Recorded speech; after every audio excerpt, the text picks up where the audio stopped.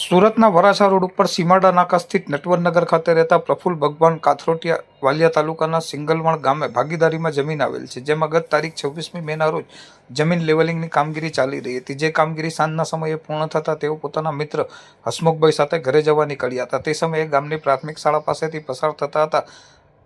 તે દરમિયાન 150 જેટલા મહિલા પુરુષનું ટોળું ભેગું થઈ ગયેલ અને આ જમીન ગામની છે, કોઈની માલિકીની નથી.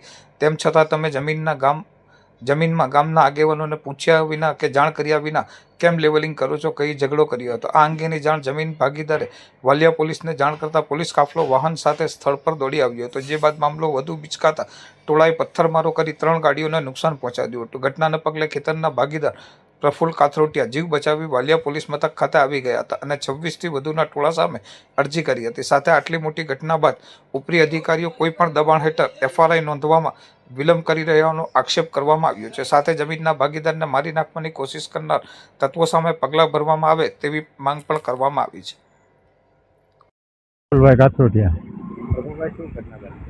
ઘટના મોજે સિંગલવણ તાલુકો વાલિયા જિલ્લો ભરૂચ.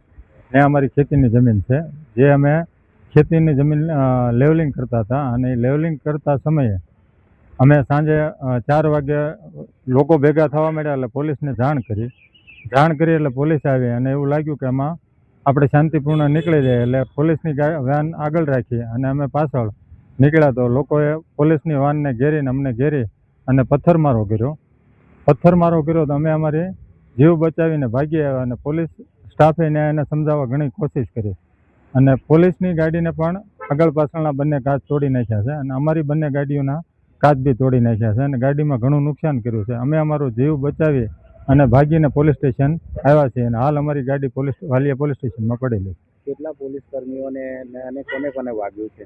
પોલીસ કર્મીઓમાં નાની મોટી ઈજા 3 જણને થયેલી છે. અને કેટલી ગાડીઓને નુકસાન થયું? પોલીસ સહિત 3 ગાડીઓને નુકસાન છે. એક મારી ક્રેટા છે, એક સ્વિફ્ટ છે અને એક પોલીસ વાન. તમારા અને પોલીસ પર પથરાવ થયો, હા, વાહનોમાં નુકસાન થયું, હા, હજી પણ પોલીસ એક્શન નથી લીધું, તો એવા આક્ષેપ છે, શું કહેશો એ વિશે? હા, હજી પણ આજે 26 તારીખે બનાવ બન્યો છે. આજે 28 તારીખે હજી પણ અમારી FRI નોંધાણી નથી. તો કોઈ પણ દબાવ હેઠળ આવી અને અધિકારીઓ આ એક્શન લેતા નથી. રાજકીય દબાવ છે કે કોણ દબાવ? હવે એ તો હું નહીં કહી શકું રાજકીયો છે કે અધિકારીઓ છે, પણ દબાણ છે એટલે FRI થતી નથી. હજી હાલ અમને એમ કહે છે તમે અરજી આપો. શું માંગ છે તમારી? અમારી માંગ એ છે કે અમને જે લોકો મારી નાખવાની જે ધમકી આપે છે એ લોકો માથે કાયદેસરની કાર્યવાહી થાય. કેટલા વર્ષથી ઇસ્યુ ચાલે છે? 1 વર્ષથી ઇસ્યુ ચાલે છે.